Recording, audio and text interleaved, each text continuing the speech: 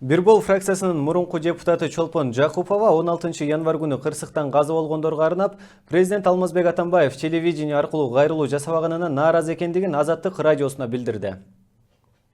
После того, как вчера произошла страшная трагедия, и президент не появился в экранах телевизоров, не показал свою солидарность со своим народом, не утешил в день трагедии и траура,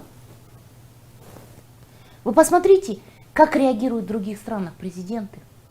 Они выходят сразу.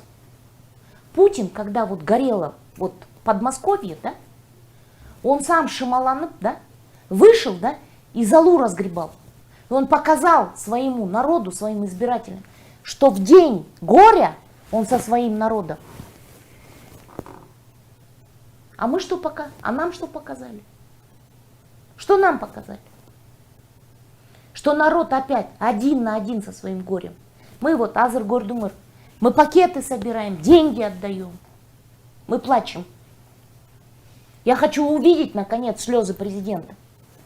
Хоть раз пусть он покажет, что он горюет собственным народом.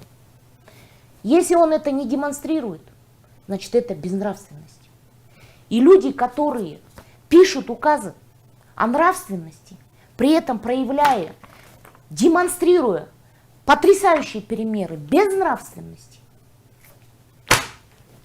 Вы знаете, у меня других слов нет.